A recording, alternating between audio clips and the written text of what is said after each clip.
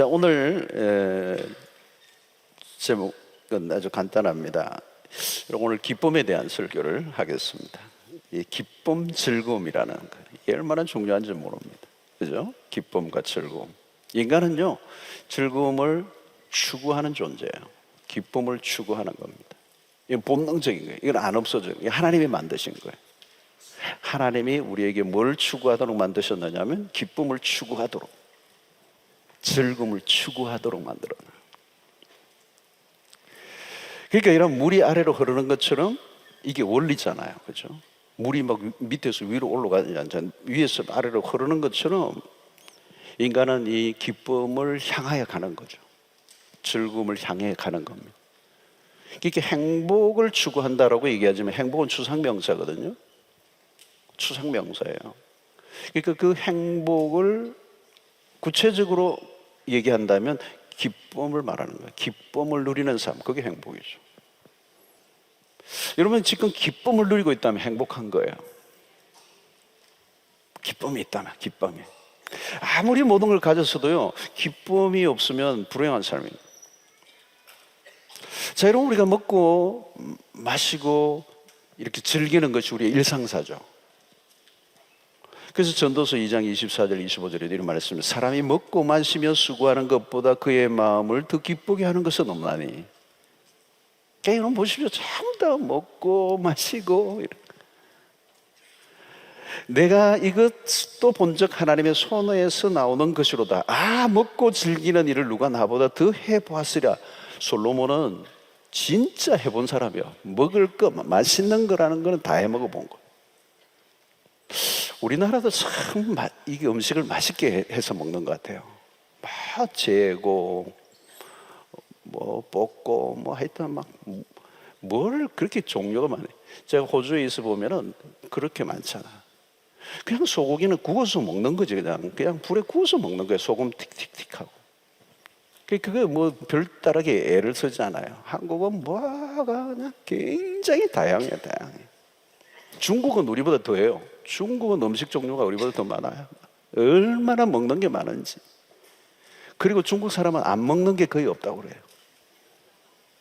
책상 다리 빼고는 다 먹는다. 하여튼 요리를 잘해요. 근데 오늘 이 전도서 솔로몬이 그랬지만 전도서 기자도 마찬가지입니다. 결국은 그것도 헛되다는 거예요. 솔로몬 자기가 그걸 다 누려봤는데, 즐길 건 다 즐겨봤는데 헛되더라는 거예요. 자, 여러분 이 세상이 오늘 또 그렇잖아요. 세상이 뭐 즐기는 세상이죠. 근데 세상 안으로 딱 들어가 보면 뭐가 있느냐면 우울해요. 우울함이 있어요. 여러분 세상 안에서 여러분들이 한번 이렇게 뒤섞여 살아보세요. 그죠? 여러분들이 세상 안에 살잖아요. 안 믿는 사람들하고. 어떤 사람은 이렇게 생각할 줄 몰라요. 세상 사람들이 정말 즐겁게 노는 것 같고 나는 예수를 믿기 때문에 그 즐거움이 억제되는 것 같아. 그런 분 손 들어보세요. 야, 분위기가 이상하니까 손 안 들죠? 여러분 세상이 즐거워하는 거 같아 보이지만 그렇지 않다는 거예요. 진정한 즐거움과 기쁨이 아니에요. C.S. 루이스가 한 얘기를 제가 자주 얘기합니다만 사람들은 너무 쉽게 만족한다는 거예요. 세상에 만족하는 것은 사실은 허접한 것들이에요. 진정한 만족을 주지 못해요. 그러니까 목이 마른 거잖아요. 그러니까 너무 빨리 만족하고 끝내버리려고 하는 거죠. 자, 인간은 범죄한 이후에 인류가 어떻게 기쁨을 얻는 것인지, 어떻게 해야 진정으로 행복할 수 있는지를 놓쳐버렸어요. 그걸 알지 못해요. 세상에서 말하는 즐거움은 흔히 그는 즐거움이라고 하기보다는 재미를 추구한다 그래요. 재미를 추구한다. 펀이라고 그러죠. 펀. 여러분 우울한 사회일수록 뭐가 많으냐면 엔터테인먼트 문화가 많아요. 그러니까 소위 말하는 오락 문화죠. 오락 문화. 오락 문화가 좀 더 깊어가면 뭐예요? 쾌락이고 가요. 쾌락이 더 심하되면 뭔지 아세요? 활락으로 해요. 강도가 높아져 가는 거죠. 여러분 오늘 보십시오. 광기에 가까운 스포츠들. 대단합니다 여러분. 세상 안으로 들어가서 뭐가 있어요? 도박 문화 대단합니다. 도박 엄청납니다. 요즘은 여러분 인터넷을 통해서도 하죠. 게임 문화, 게임과 도박 다 연결이 되잖아요. 요즘 사람들은 즐기기 위한 도구들을 구입하기 위해서 정신이 없습니다. 각종 장비들, 그죠? 그걸 구입하는 거예요. 엄청나요. 호주나 미국 같은 데는요, 캠핑카 있죠. 카라반이라고 그래요. 웬만하면요, 동네 보면 다 가지고 있어요. 그거 가지고 막 끌고 다니는 거예요, 그냥. 요즘 이제 우리나라도 슬슬 오고 있죠, 여러분. 뭐가 있습니까? 또 술 문화. 와인 문화. 와, 여러분 서구 사회는 와인 이건 어마어마한 문화. 깊고도 깊은 역사를 갖고 있어요. 아이가 태어나면요, 그 아이의 그 생년월일에 맞게 술을 딱 그 아이의 그 기념으로 만들어요. 자기 생년월일에 걸맞는 술이 그 밑에 자기 지하에 창고에 있어요. 그리고 50년 되면 50년 기념으로 자기 나이에 맞는 술을 꺼내가지고 탁 또 파티를 하고. 여러분 술이 붙으면 뭐가 따로 붙는지 아십니까? 성이 따라 붙어요. 우리나라도 엄청나요. 여러분 술 문화죠. 술 문화. 이게 왜냐하면 이 사회가 스트레스가 많고 우울하다는 거. 자, 여러분 기쁨을 누리지 못하면 한쪽으로는 환각적인 것을 찾아다니거나 뭔가 세상의 것들로 만족을 추구하지만 그 안에는 절망이 더 깊이 찾아오죠. 왜? 채워지지 않기 때문에. 그래서 쾌락을 찾지만 만족하지 않으니까 우울해지잖아요. 그죠? 그러니까 세상은 자연히 어두울 수밖에 없다는 거예요. 굉장히 재밌어 보이는데 그 한꺼풀만 벗겨 들어가 보면 그 안에는 어두움이 있다는 거예요. 우울함이 있다는 거예요. 왜 그렇습니까? 어떤 추구도 만족할 수 없기 때문에 그렇다는 거예요. 그래서 세상은 전체적으로 냉소적이고 우울하고 찝찝하고 패시브하고 시니컬하고 그래서 지쳐 있어요. 여러분 기쁨을 얻기 위해서 찾아다니죠. 그러다 보면 죄를 짓는 것입니다. 죄를 짓는 것과 기쁨을 오해하기도 합니다. 어떤 죄를 지을 때는 순간적으로 기쁨이 옵니다. 여러분 유명하고 인기도 있고 돈도 있고 근데 어디로 가요? 도박장을 가는 거예요. 요즘 뭐 TV에 나오는 사람. 그러니까 돈이 없어서 어디 못 가지. 돈이 있고 젊음이 있고 시간이 있으면 산다는 거죠. 라스베가스로, 마카오로. 마치 이 불나비가 불을 향해 날아 들어가 타주고 가는데도 계속 그리로 날아가는 것과 똑같아요. 왜 기쁨과 즐거움을 누리려고 하는 겁니까? 그게 없으면 자기의 존재의 밑바닥에서부터 그것을 갈망하는 그 무엇을 하나님 만들어 놓았는데 그걸 못 찾으니까. 여러분 세상의 문화는 무엇입니까? 돈으로 기쁨을 사라고 호객하는 거예요. 오늘 여러분 자세히 보세요. 밤에 반짝이는 수많은 네온 사이는 여기 기쁨이 있다고 사람들을 유혹하는 거잖아요. 그러나 기쁨은 돈으로 살 수 있는 게 아니에요. 여러분 인생에 성공을 하면 어느 정도 기쁨을 누릴 수 있습니다. 그러나 성공은 아무나 하는 것도 아니죠, 여러분. 운동지망생들이 얼마나 많아요, 여러분. 뭐 류현진이가 막 그냥 다저스에서 그냥 연봉을 엄청나게 받고 하니까 얼마나 많은 아이들이 야구 선수가 되고 싶어요. 근데 여러분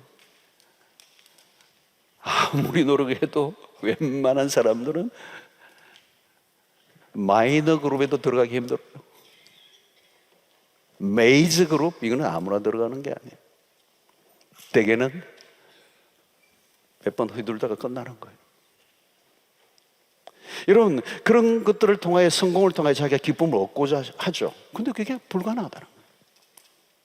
그리고 얻는다 할지라도 그 기쁨은 잠깐이라는 겁니다. 잠시의 기쁨. 그래서 그 잠시의 기쁨을 뭐라고 그러죠? 쾌락이라고 그래요. 쾌락이라는 것은 아주 짧다는 거예요. 영원하지 않고 지속적이지 않다. 여러분, 요즘 세상에는 축제들이 많아요. 막 축제들이 곳곳에 막 도시마다. 요즘은 뭐 이런 지자재 때문에 그런가 봐요. 막 개발을 하고 뭐 먹거리를 만들고 뭐를 시장을 만들고 뭐 어디에는 얼음 강에다가 막 고기를 풀어 가지고 뭐 고기를 잡게 하고 막 그렇게 하는 거예요. 그래 거기 가 보면 고기는 별로 잡지는 못하고 바가지는 쓰고 고생은 하고 열받고 돌아오는 거예요. 축제 갔다가. 여러분, 이 세상에 주는 기쁨은 여러 가지 어떤 형태로든 곳곳에 모든 널려 있는 게 다 기쁨을 주겠다는 겁니다. 그리고 사람들은 돈을 들고 기쁨을 사기 위해서 여기저기를 다니는데 사실은 진짜 기쁨 하나도 없고 전부 다 짝퉁밖에 없는 거예요.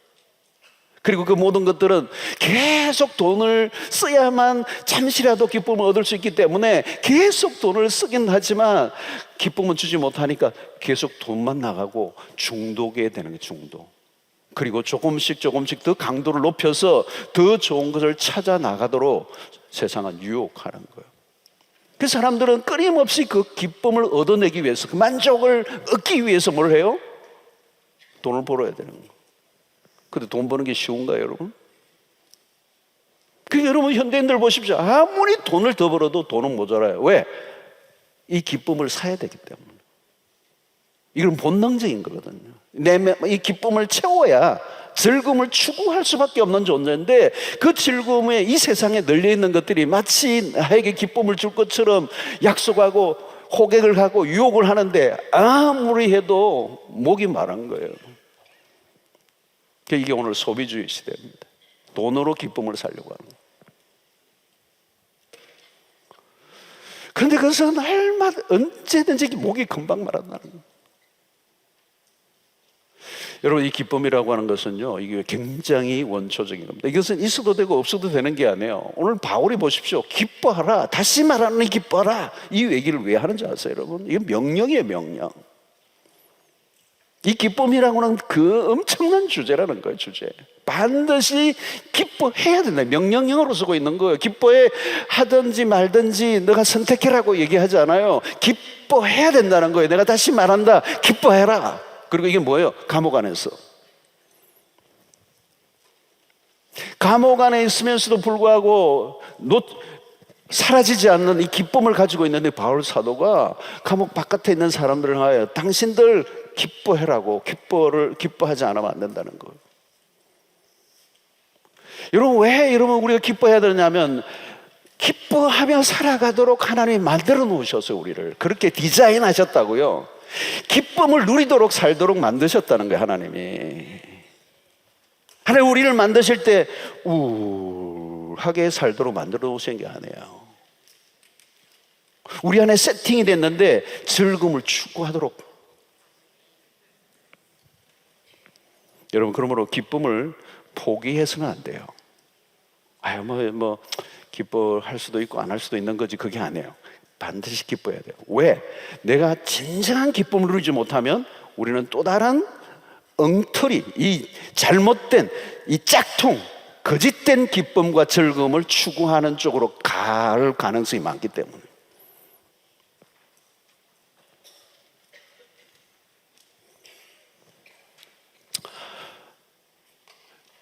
오늘 세상의 불행은 그겁니다. 전부 다 그게 거짓된 기쁨인데, 그 거짓된 기쁨인 줄 모르고 그것을 쫓아가고 있잖아요. 왜 그래요? 참된 기쁨을 맛보지 못했기 때문에.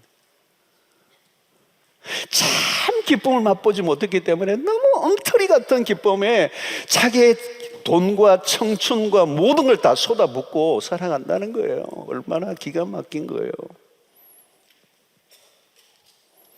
망하는 길로 가는 거예요. 기쁨을 주는 게 아니라, 돈만 나가는 게 아니라 인생을 망쳐버리잖아요, 여러분.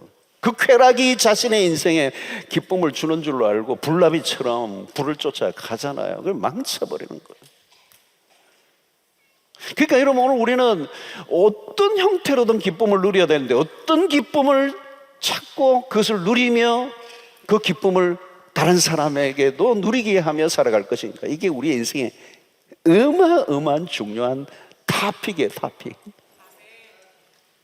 오늘 이 밤에 오신 여러분들은 축복된 사람인 줄로 믿습니다. 이 비밀을 오늘 지고 가셔야 돼요. 이걸 지고 가셔야 돼요. 이거는 일생에 너무너무 중요한 거예요. 여러분 지금 여기에서도요, 진정한 기쁨을 오늘 여러분들이 믿음 생활에서 누리지 못하면 언젠가는요, 엉터리 같은 이상한 기쁨에 기웃거리며 유혹을 받을 가능성이 많아요. 여러분 성경은요, 기쁨의 책이에요. 왜요? 하나님이 기쁨의 하나님이시기 때문에. 여러분 천국이 어떤 곳일까요? 천국은요, 기쁨의 나라예요. 기쁨의 나라. 즐거움으로 가득 찬 세상이에요. 우울한 곳이면 천국이 아니죠.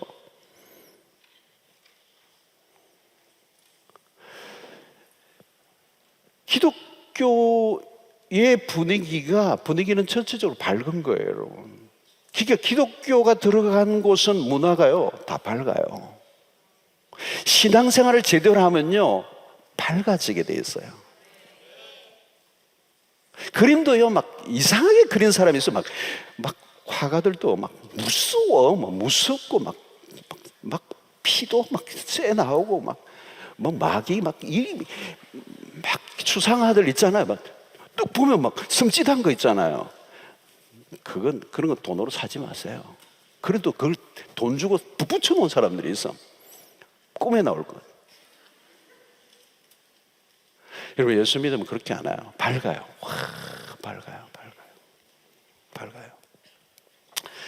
여러분 십자가가 기독교의 상징이지만 이 십자가가 기독교의 상징이지만 십자가는 부활로 완성되는 거거든요. 부활이 없었다면 십자가는 그냥 예수 그리스도의 죽음을 추모하는 종교가 되고 말아요. 제사하듯이 돌아가신 분 추모하듯이. 그럼 여러분 이거는 심각한 거예요, 여러분. 부활이 없으면. 부활은 기독교의 심장의 심장. 십자가가 죽음의 가장 절망이잖아요, 죽음이라는 게. 그죠? 그거를 소망으로, 절대 소망으로 바꿔놓은 게 부활이잖아요. 그 부활은 모든 어둠을 걷어내요. 나는 부활이요 생명이니 나를 믿는 자는 죽어도 살겠고 물은 살아서 나를 믿는 자는 죽지 않고 영원히 살리라. 이 영생의 이 복음은 부활로 우리에게 주어진 거거든요. 이 부활의 신앙을 갖고 있는 사람은 얻을 수가 없어요. 절망할 수가 없어요. 죽어도 살겠고. 왜? 죽음보다 더 절망하게 만드는, 우리를 우울하게 만드는 건 없거든요. 그거를 이겨낸 게 부활이란 말이야. 여러분 그리스도인으로서 우리는 우울하지 않는 정도로 겨우 살아가는 정도가 아니라 기쁨의 삶을 살아낼 이유가 있어요. 그게 기독교의 교리고, 사도신경을 우리가 고백한다면 어둠이 깃들을 수 있는 곳이 아무것도 없어요. 하나님은 창조자시고 우리의 구속자시고 부활이요 생명이 되시고 우리를 영원히 살게 하시는 이 복음을 우리가 날마다 고백하는 사람이라면 기독교 안에는 어두움이 깃들 수 있는 게 없어요. 우리의 삶에 고통과 때로는 실패가 있지만 그럼에도 불구하고 우리의 삶을 완성시켜 주실 분이 하나님이시다라는 사실을 우리의 믿음으로 고백하는 게 사도신경이거든요.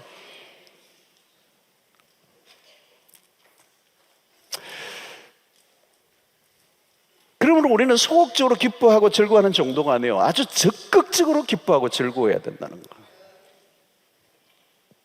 어떻게 해야 기쁨을 얻는가? 기쁨을 얻는 길이 무엇인가? 현실적으로 기뻐하는 삶은 우리와 멀어 보여요. 사실 우리 한국에 들어온 이 기독교는 이 퓨리턴, 이 영국에서 신앙의 자유를 찾아갔던 청교도들의 그 미국 그 후손들이 우리 한국으로 온 거예요. 청교도 신앙적 영향이 우리 한국에 많아요. 청교도 이 신앙 안에 많은 좋은 그런 보석 같은 신앙의 유산들이 있지만 그 가운데 이 청교도 안에 조금 아쉬운 게 있냐면 비교적 금욕적인 삶을 굉장히 추구한 면이 많아요. 여러분, 하나님이 주신 축복을 적극적으로 누리기보다 억제하려고 하는 그 청교도적인 분위기는 좀 약간 어두운 면이 좀 있었어요. 여러분, 우리가 요즘 예배 시간에 옆 사람하고 인사하는 게요, 이게 지금 여러분들은 굉장히 자연스럽죠. 이 몇십 년 전에는요, 예배 시간에 이 사람들끼리 인사하는 거 이거 안 돼요. 그거 못 하겠어요. 오래되신 분은 아실 거예요. 그리고 하나님한테 예배하고 하나님한테 인사도 하기 전에 옆 사람하고 인사하고 그 경망스러운 거예요. 막 웃거나 막 예배 시간에 확 웃고 이런 것도 안 돼요.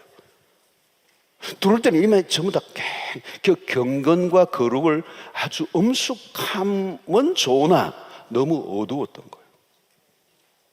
그래서 예배 바깥에서는 친구들하고 막 친하게 하다가 예배 안으로만 들어오면 전부 다 조용히 돌아요. 그리고 비교적 사람들은, 여자분들은 깐장 치마를 입고 성경은 가슴 중앙에 들고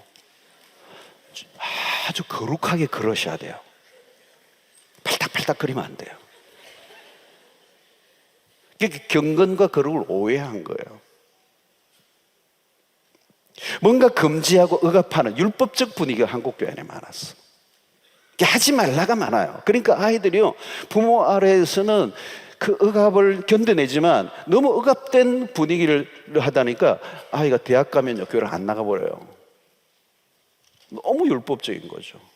너무 올가매고 너무 억압시켜버리고 하지 말라는 게 너무 많았어. 그게 어두웠어요, 어두워.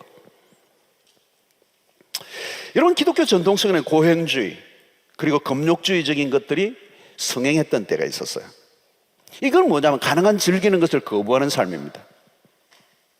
수도원 운동도 마찬가지. 크게 웃거나 이런 게 못하도록 한 거예요. 뭐 웃어도 안 되고 뭐 그렇게 아주 그냥 표정이 없는.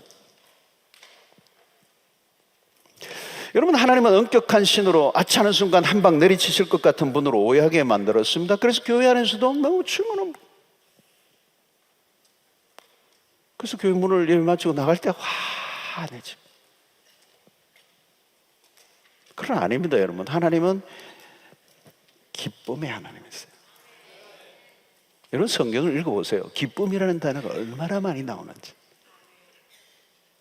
시편 보십시오. 얼마나 많이 나오는지. 하나님은 기쁨으로 가득 차 계십니다. 한번 보십시다. 시편 16편 11절 한번 볼게요. 주께서 생명의 길을 내게 보이시리니 주의 앞에는 무엇이 있고? 충만한 기쁨이 있고 주의 오른손에는 영원한 즐거움이 있나이다. 시편 90편 14절에 보니까 아침에 주의 인자하심이 우리를 만족하게 하사 우리를 일생 동안 즐겁고 기쁘게 하소서. 여러분, 기쁨에 관련된, 즐거움에 관련된 성경 구절을 찾으면요, 오늘 밤에 계속 읽어야 돼요.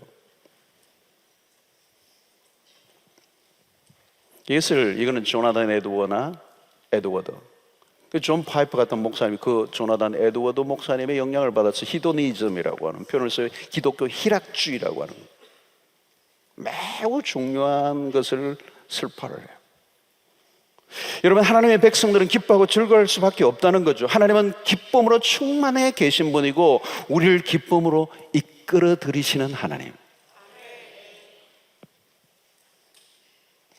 누구보다도 하나님은 우리가 기뻐하기를 원하십니다. 만약 하나님이 어두운 분이시고 침울하시고 약간 화가 나 있어서 우리가 약간이라도 잘못하면 처벌하시는 하나님이라면 누가 하나님에게 다가가려고 하겠습니까?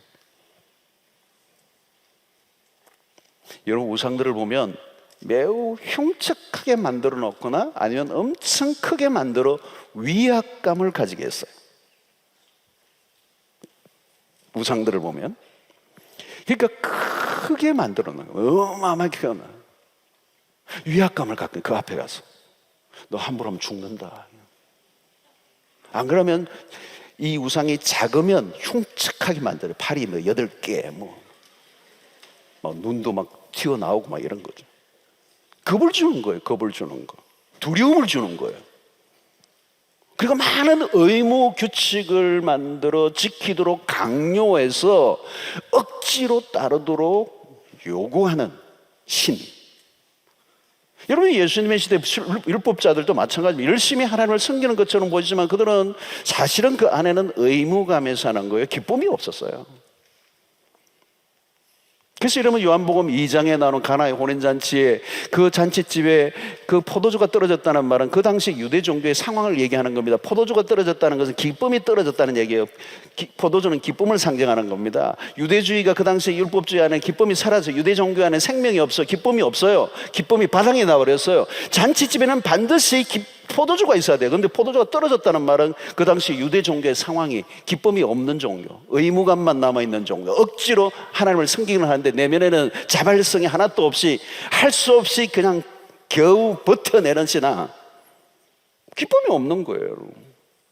그래서 예수님이 오셔서 그 포도주를 다시 회복시켜 주시는 거예요. 그건 뭐냐면 예수 그리스도는 기쁨을 회복시켜 주시는 거예요.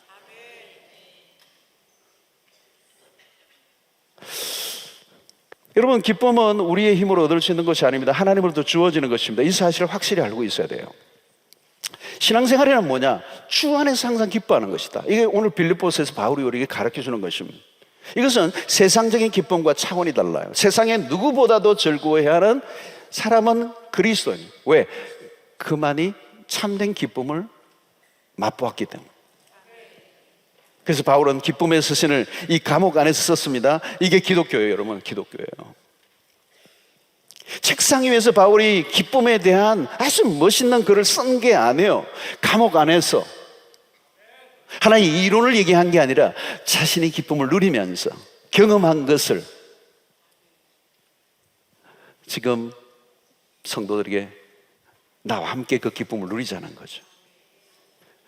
여러분, 이것은 매일 바울의 삶은 누리는 거예요. 바울은 지금 감옥 안에 갇혀서 장가도 못 가고 그냥 나이는 들어가고 이 감옥 안에서 이제 썩고 죽는 거구나 이렇게 억울하게 하면서 편지를 바깥에서 나는 기쁨은 없지만 기뻐하라고 막 그냥 가식적으로 쓴 거 아니란 말이에요. 감옥 안에서 뭐가 환경이 좋겠습니까? 그러나 그는 매일 실제적으로 그 기쁨을 경험했던 사람, 어떤 상황 속에서도 그 상황을 뛰어넘는 그 기쁨이 자기를 지배하고 있기 때문에 어떤 상황이 자기의 기쁨을 빼앗아갈 수 없었다는 거예요. 바울은 지금 주 안에서 항상 기뻐하는 거예요. 주 안에서 항상 기뻐하는 거예요. 데살로니가서 5장에서도 말씀하잖아요. 항상 기뻐하라. 여러분, 어떻게 기뻐할 수 있다는 것이면 무조건 기뻐하려고 애를 쓴다고 되는 것은 아닙니다. 이 기쁨이라고 하는 것은 희락, 여러분, 성령의 9가지 열매 중에 하나가 기쁨이에요. 성령의 열매라고 하는 것은 성령이 주도적으로 맺으시는 열매라는 뜻입니다. 성령의 열매는 성령이 하실 일이지 우리가 할 일은 없는 것인가? 왜 바울은 그러면 기뻐하라고 명령을 하고 있는가? 성령의 열매가 희락임이라면 성령이 맺으시는 건데 바울은 왜 기뻐하라고 명령하고 있는가? 우리는 가만히 있어도 되는가? 성령의 열매라고 한다면 우리는 가만히 있어도 그냥 저절로 온다는 것인가? 그러면 그런 건 아니죠, 여러분. 그래서 사실은 갈라디아서 5장을 자세히 들여다보면 전후 문맥으로 보면 이해가 돼요.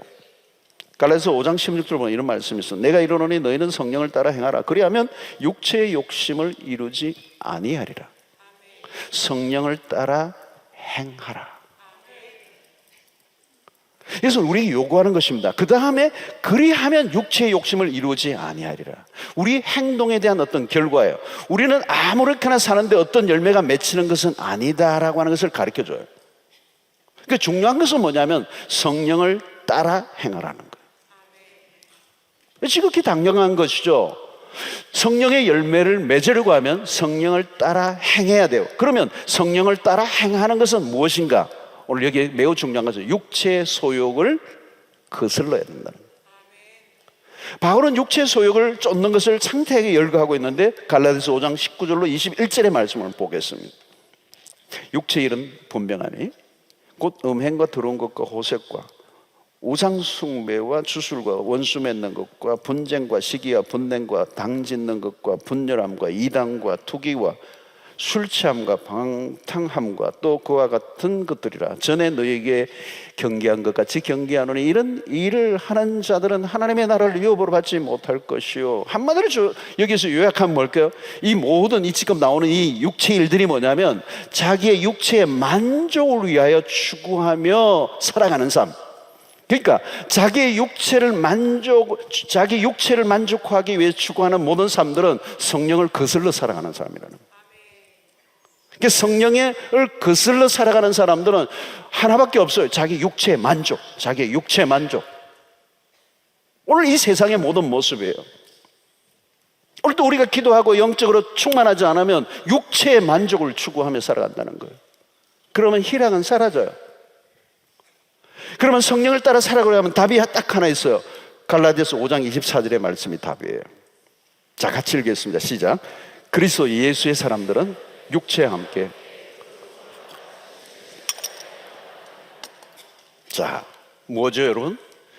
그 육체와 함께 그 정욕과 탐심을 십자가에 못 박아야 된다는 거예요. 기쁨이 저절로 생겨나는 것이 아닙니다. 바울이 감옥 안에서 기뻐하라고 명령하는 이유가 있습니다. 기쁨을 누리기 위해서 우리가 치러야 할 대가가 하나 있다는 거예요. 우리가 왜 기쁨을 놓치는가? 기쁨을 놓치는 이유가 여러 가지 있죠. 그런데 가장 오늘 여기에서 다루는 것은 뭐냐면 갈라디아서의 이 성령의 열매와 연결시키면 자기 육체의 만족을 추구하며 살아가는 그것 때문에 기쁨을 놓쳐버린다는 거예요. 여러분, 내가 내 육체의 만족을 추구하며 살아가는 거기에는 하나님도 없고 이웃도 없어요. 모든 게 자기 중심적인 거예요. 에고센트릭이라고 그래요. 자아중심적인 삶이라는 거예요. 자아중심적 삶을 살면 정욕과 그 욕심, 탐심을 십자가에 못 박지 않고 자아중심적으로 살아가는 그 순간에는 기쁨은 사라져 버린다는 거예요.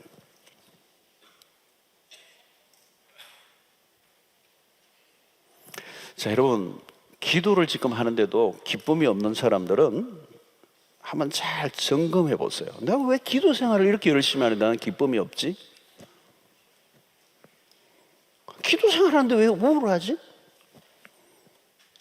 여러분, 오랫동안 기도 생활을 해왔는데 얼굴이 어둡다. 이상한 거 아니에요? 옆에 사람 보지 마세요. 확인하지 마세요. 이상한 거예요. 하나님께 열심히 나갔던 사람인데 얼굴이 어떻게 어두워요? 기쁨의 하나님. 옛날에 시편의 역본에 하면 극락의 하나님, 기쁨의 극치의 하나님이신데 그분은 창조자시고 그분은 전능자시고 그분은 우리의 하나님이시고 우리의 아버지신데 그분께 우리의 삶의 모든 것을 내어 맡겼다면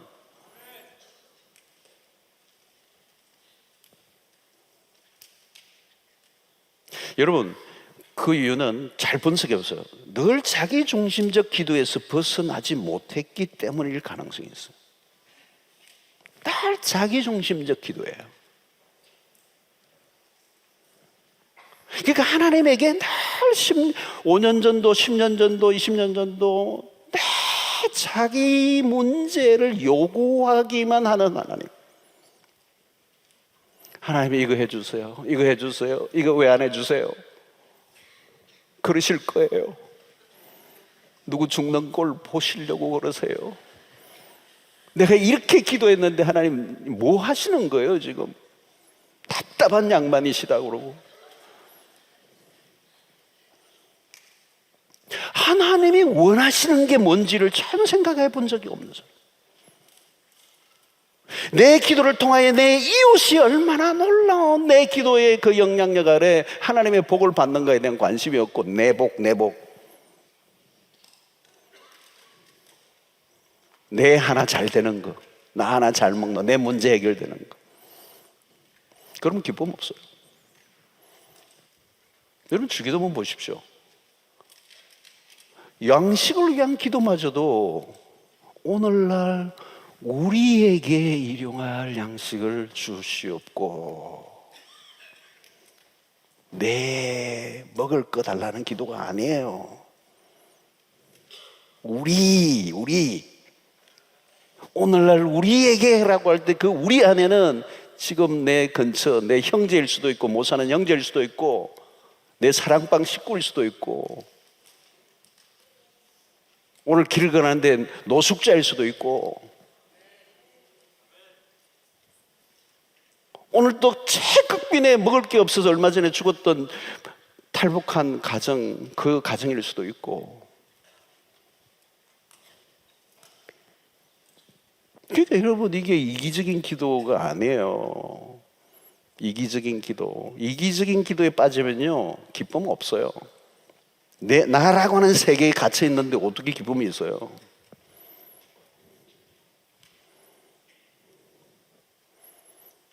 내 만족만을 추구하는 그것에는 만족이 될 수가 없다는 거예요. 깨진 그릇이에요. 아무리 채워도 밑 빠진 독이에요. 채워지지 않아요.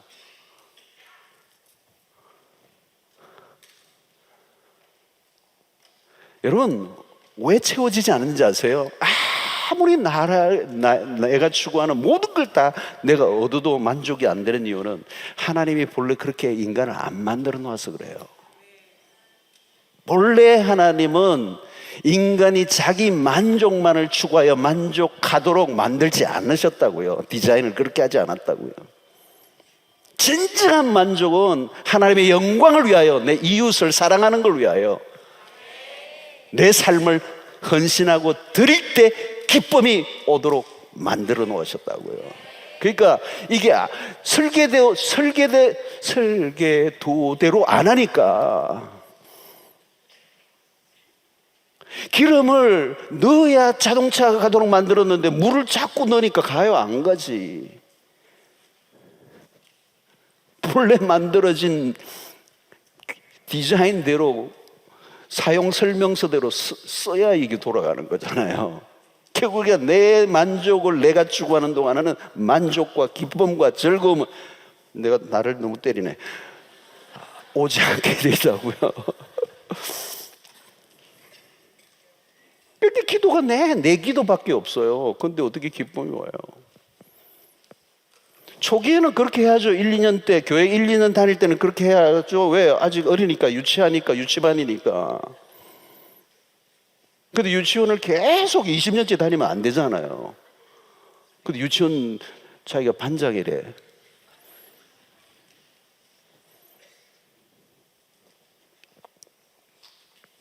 여러분, 가족들끼리도 보세요. 왜 그 가정에 기쁨이 없는 줄 아세요? 딴 게 없어요. 이기적이게 되면 기쁨은 사라져요. 부부 간에도요, 이기심이 딱 오는 순간 기쁨 사라지고 행복 사라지고 만족 사라져요. 철저하게 상대를 위하여. 남편은 아내의 만족을 위해서, 아내는 남편의 만족을 위해서 철저하게. 고린도전서에서 그걸 잘 가르쳐줘요.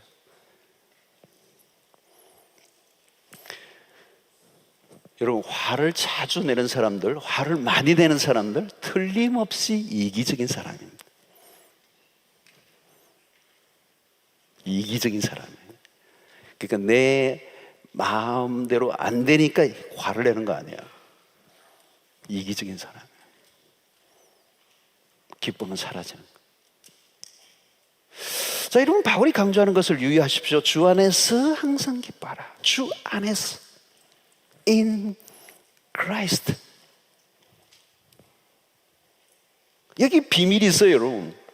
그러니까 주 안에서란, 하나님을 알지 못하는 사람들에게는 진정한 기쁨이란 불가능하다.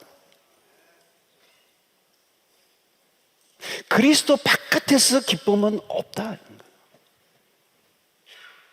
별 재주를 다 피우고 뭐 세상의 모든 걸 다 가져도 그리스도 바깥에서는 기쁨은 없어요. 여러분, 이게 확실한 결론이에요.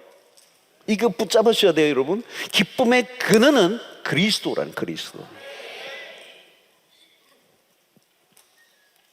여러분, 기쁨의 출처라, 뭐든지 출처라 해야 되잖아요. 출처, 근원. 그래서 주 안에서 살아갈 때, 그래서 여러분 요한복음 15장에 보면 포도나무 비유가 있는 그가 내 안에 내가 그 안에 있으면 이 포도나무와 가지와 포도나무가 붙어있는 그 안에서 주시는 그 기쁨을 사실 나의 기쁨을 너희 안에 있어 너희 기쁨이 충만케 하려 함이라. 그게 요한복음 15장에 나오는 말씀이거든요. 주 안에서라고 하는 말, 주 안에서 기뻐하라는 말과 같은 거예요, 여러분.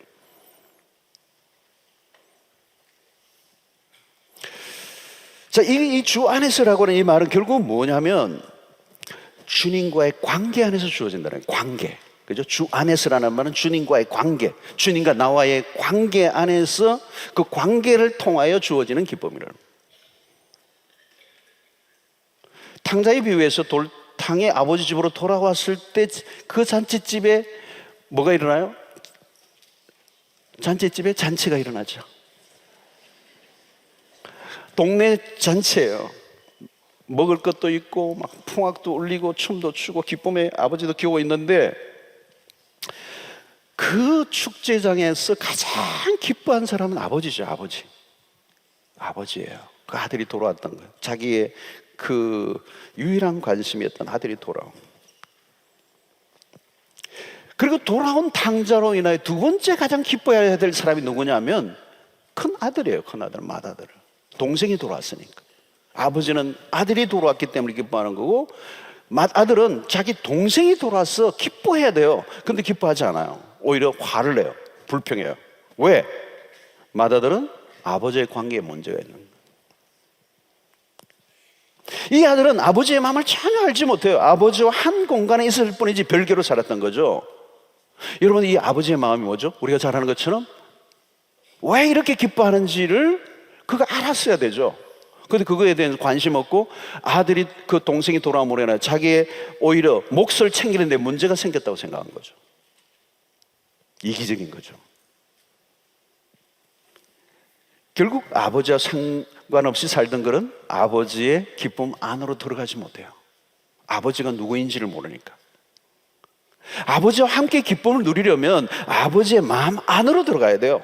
마음 안으로 가려고 하면 아버지의 마음 안으로 들어가려면 아버지와 펠로십이 있어야 돼요. 펠로십, 교제가 있어야 됩니다. 여러분, 신앙생활의 핵심 중에 하나가 뭐냐면 하나님의 마음을 알아가는 거예요. 이게 너무너무 중요해요. 하나님의 마음을 알아가는 거예요.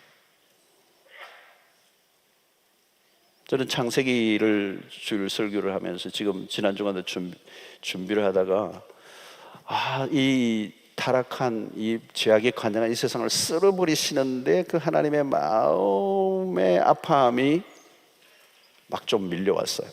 기도하는데 그 죄악의 관영에서 당신이 만드신 세상을 다 쓸어버리시는데 그냥 기계적으로 하신 하나님이 아니거든요. 굉장히 인격적인 하나님.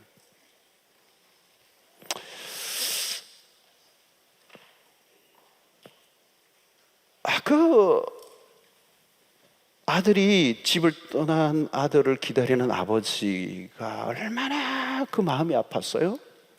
그 고통이죠, 고통. 근데 그 아들이 돌아왔을 때 기쁨은 이건 말로도 할 수 없는 거예요.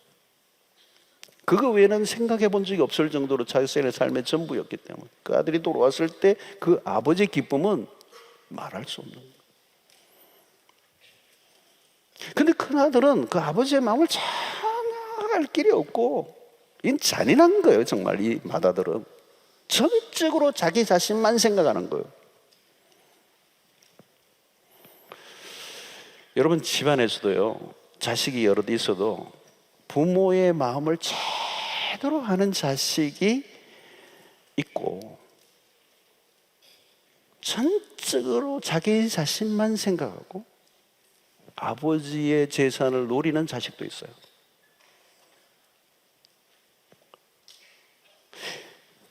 여러분, 욕심을 가지고 있는 동안에는요, 누구와도 관계를 가질 수가 없어요. 욕심을 가지고 있는데 어떻게 관계가 돼요? 안 되는 거거든요. 왜 친구죠, 여러분? 친구는 관계에 욕심이 없어요. 그거잖아요.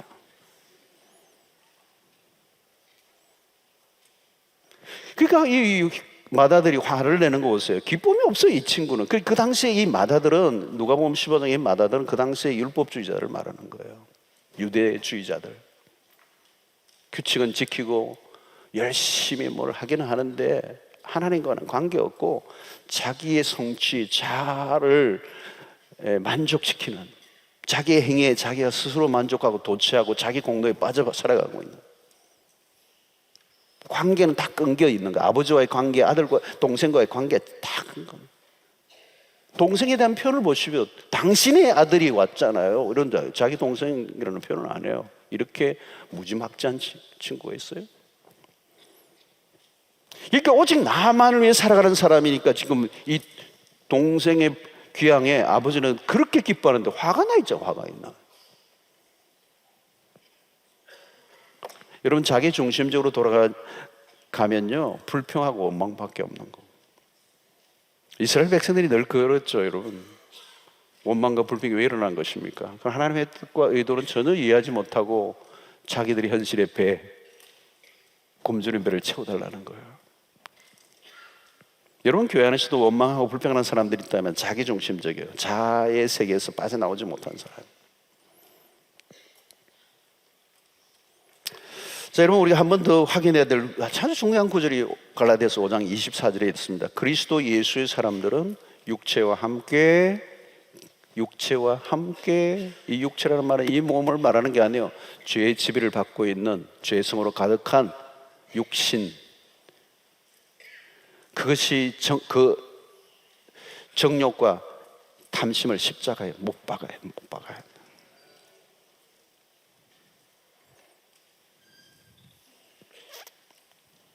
이게 못 박혀지지 않으면 언제나 기쁨은 사라지는 거예요. 온듯하다가 다 사라져. 오늘 이 밤에 여러분들 기도하는 가운데, 하나님, 육체와 함께 그 정욕과 탐심을 십자가에 이 밤에 못 박겠습니다. 못 박겠습니다. 처리하셔야 돼요. 나 중심적 삶. 그 다음에 여러분, 이게 주 안에서 기뻐하라는 것은 무엇일까요? 주님이 주신 것 안에서 기뻐하라는 겁니다. 주님이 주신 것, 주님이 주신 것들로 기뻐하라는 거예요. 주님이 주신 것들이 아니면 우리에게 진정한 기쁨이 되지 않아요. 우리는 무엇이 우리를 기쁘게 하는 것인지 분별을 잘 못합니다. 우리에게 진짜 필요한 것이 무엇인지를 잘 몰라요. 쓸데없는 것들에 목을 매고 안타까워하고 발을 동동 구르고. 여러분, 기도도 그래요. 내가 지금 막 열심히 기도하는데 나중에 보면요, 그게 다 뭐 이루어지지 않아도 괜찮은 것들을 가지고 내가 막 발부둥 쳤던 것들이 많아요. 그러면 여러분, 영적 분별력이 필요합니다. 하나님이 주신 것과 세상이 주는 것을 구분해야 합니다. 아무 것이나 다 좋은 게 아니에요. 많다고 좋은 게 아니고, 세상 사람들이 좋다고 막 소리 지른다고 내가 따라갈 이유도 없고, 구별해야 돼요. 관점이 중요합니다. 하나님이 주신 것이 아니면 내 것도 아니고요, 우리는 주님 주신 것으로 인하여 기뻐할 수 있는 사람입니다. 여러분, 하나님이 주신 것들이 어떤 것입니까? 매우 중요한 것은 좋은 생각들이에요. 성경을 읽다 보면 우리에게 하나님께서 우리 좋은 생각들을 일으켜 주세요. 빌립보서 4장 8절을 보십시오.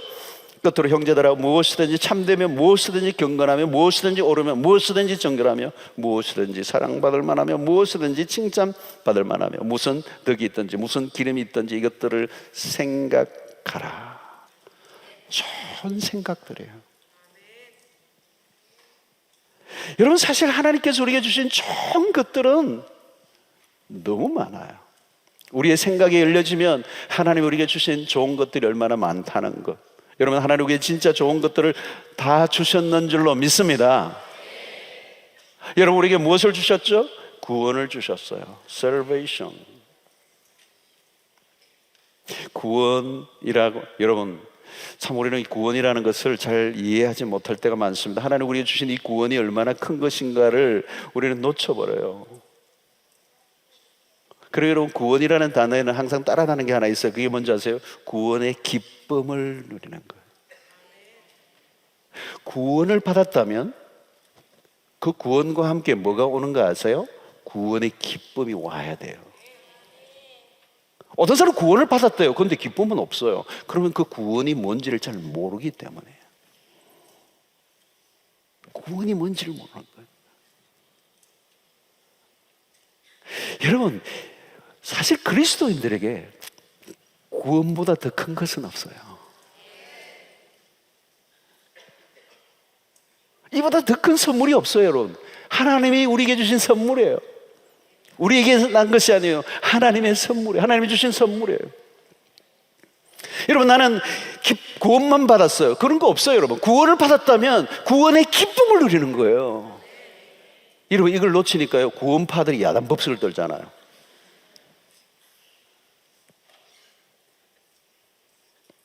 여러분, 구원이 무엇인지를 제대로 이해하면요, 감당할 수 없는 기쁨이 파도처럼 밀려와요. 파도처럼. 하나님이 우리에게 주신 그 아들 예수 그리스도를 십자가에 죽게 하심으로 우리에게 주신 그 구원이 얼마나 광대하고 얼마나 부요하고 얼마나 깊고 얼마나 놀라운 것인지를 이해하면 그 기쁨은 그 어떤 것도 우리를 빼앗아갈 수 없어요. 바울은 그 기쁨이 얼마나 큰가를 알았습니다. 그걸 누렸어요. 사랑하는 성도 여러분, 기쁨을 누리시기를 바랍니다. 여러분, 바울은 한 단계 더 나가죠. 내가 얻은 구원의 기쁨을 나만이 아니라 다른 사람들도 그것을 알고 누리게 할 때 찾아오는 기쁨이에요. 바울이 거기서 목매는 거 아니에요. 모든 걸 그렇다면 나의 구원에만 머물러 감사로 끝나지 않고 내 구원의 기쁨을 누린 사람은 이 기쁨의 비밀을 나만 누리는 게 아니라 다른 사람들에게 누리고 하고 싶은 거죠. 그래서 거기에 생명을 건 거예요. 그런데 여러분, 그것은 단순히 율법을 수행하기 위해서 억지로 행한 것이 아니라 기꺼이, 오늘 빌립보에서 말한 것처럼 자신의 삶을 기꺼이 복음을 위하여 내어놓은 것입니다. 바울이 발견한 거예요, 여러분. 그는 지금 감옥에 있어요. 감옥에 있어도 좋고, 매를 맞아도 좋고, 장가 못 가도 좋고. 어떤 사람은 바울이 감옥에 들어간 것 때문에 은근히 좋아했던 빌립보 교인들이 있었어요. 그 가운데 지도자들 가운데 바울 때문에 빛을 보지 못했던 사람들, 바울이 감옥에 있으니까 은근히 자기가 더 과시하고 자기가 리더인 것처럼 그런 소식을 또 전해주는 사람이 바울에게 있었어요. 꼭 그런 사람들이 있어요. 그런데 그런 얘기를 듣고도 전혀 기쁨을 빼앗기지 않았어요. 왜? 자기가 누리는 기쁨이 너무 크기 때문에. 그리고 그 복음이 그 사람들을 기쁨의 세계로 인도하는 그 복음이 나만이 아니라 누군가를 통해서 전달된다 할지라도 그 복음이 전해지기만 한다면 나는 기뻐하고 또 기뻐하겠다.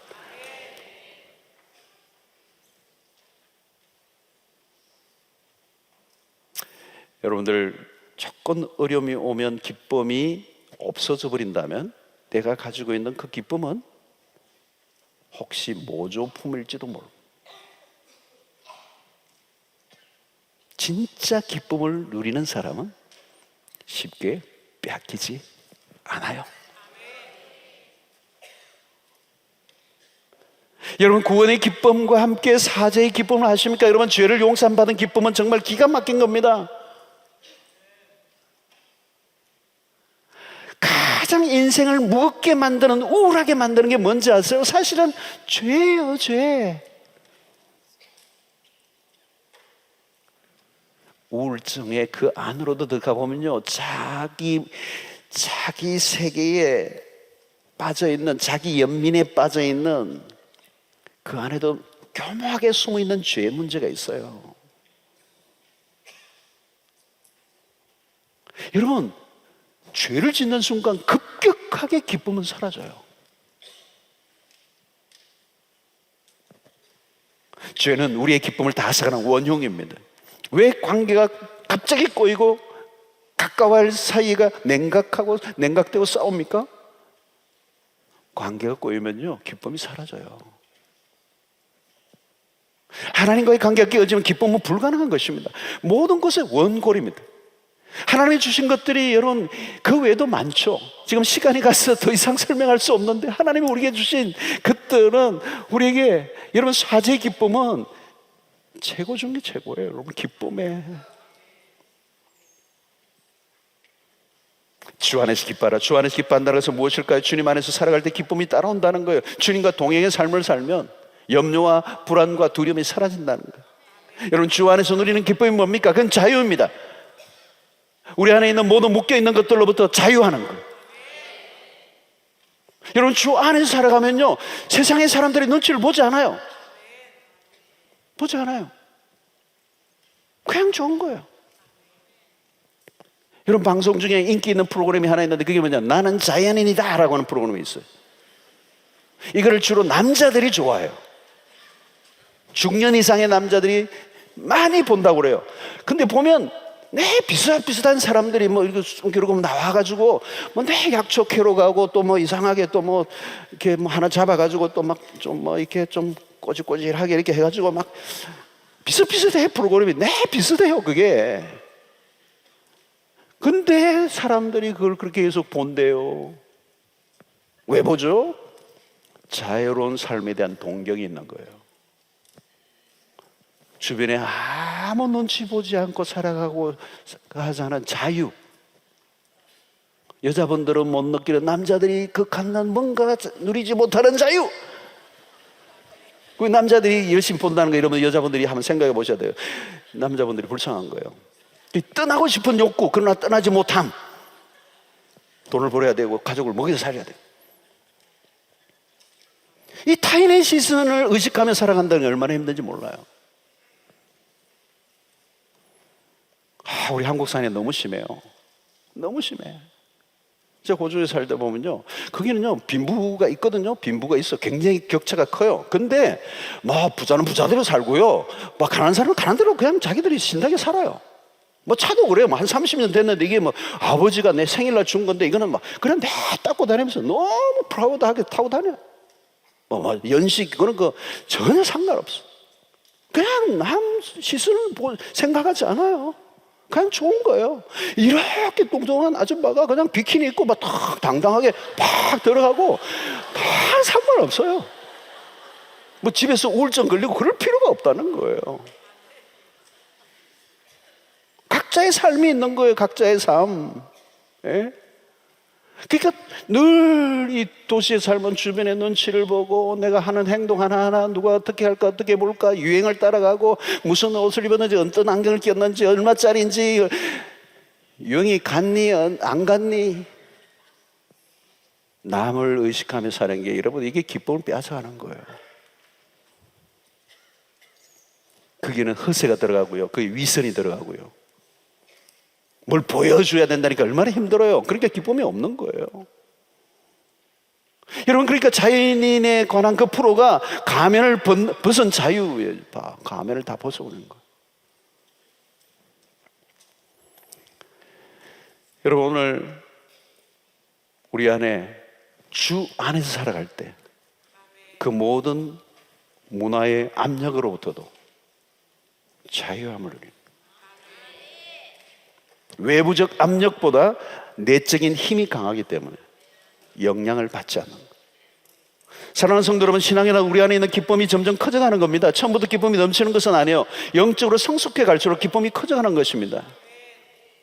여러분 우리의 믿음이 자란다는 것을 너무 도식화하고 교회를 열심히 나오는 정도가 아니라 믿음이 자란다는 것은 교회를 열심히 다닌다는 말보다 더 중요한 것은 교회를 다니도 우울하고 불행하다면 그건 신앙이 성숙한 게 아니에요.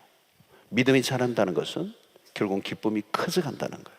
주 안에서 어떤 외부적 압력, 어떤 사람들의 시선, 그리고 내 삶에 찾아오는 어떤 어려움 속에서도 우리 믿음이 내 안에 더 크기 때문에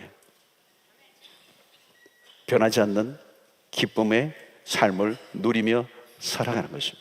그래서 바울은 이것을 어떻게 가는가 마지막 결론을 이렇게 얘기해요. 빌립보서 4장 13절에 내게 능력 주시는 자 안에서 모든 것을 할 수 있느니라. 어떤 형편에서도 기쁨을 빼앗기지 않는 삶을 살 수 있는 비결은 그렇게 살게 하는 능력을 주 안에서 주신다는 거예요. 느헤미야 8장 10절에 마지막 부분에 보면 이런 말씀이 있어요. 뒤로 넘기면 여호와로 인하여 기뻐하는 것이 너희의 힘이니라. 여러분, 하나님의 일을 할 때 기쁨이 있습니다. 하나님이 하시는 것을 바라볼 때 기쁨이 있습니다. 하나님의 영광을 목격하며 살아갈 때 기쁨이 있습니다. 현재는 좋지 않아도 하나님이 행하실 일을 기대할 때 기쁨이 있어요. 여러분, 갈수록 세상이 힘들어져 가죠. 신앙생활 하기가 쉽지 않아요. 때로는 갈수록 우리를 압박해오는 삶에 많은 어려움들이 옵니다. 여러분, 세상이 힘들어질수록 쾌락을 추구하는 이 세상의 문화에 우리는 편승하지 않고 우리는 전혀 다른 하나님이 주시는 기쁨과 즐거움을 누리며 억지로 예수를 믿는 게 아니라 즐거이 주님을 섬기고 이웃을 섬김으로 하나님의 나라에 끝까지 완주하는 은혜가 있게 되기를 주의 이름으로 축원합니다. 끝까지 완주할 수 있는 사람은 뭐예요? 주 안에서 주시는 기쁨을 누리며 살아가는 사람들. 주님이 주시는 기쁨은 세상이 빼앗아갈 수 없어요. 오늘 이 말씀을 기억하며 여러분들이 누구보다도 행복한 그리스도인들이 되시기를 축원합니다. 누구보다도 여러분들이 기쁨이 넘치는 그리스도인들이 되시기를 바랍니다. 우리 하나님이 그러신 분이에요. 그리고 여러분들이 그렇게 살아가기를 원하세요. 그리고 여러분들이 그렇게 살아갈 때, 세상 속에 살아갈 때 세상의 사람들이 깜짝 놀라게 될 것입니다. 왜? 세상은 우울하기 때문에, 세상에는 참된 기쁨이 없기 때문에, 세상은 쾌락만 추구하고 있기 때문에 진정한 기쁨, 진정한 즐거움을 누리는 그 삶이, 그런 복음 전도의 삶이요, 거룩한 영향력이 지는 사람이요, 세상을 이기는 삶인 줄로 믿습니다.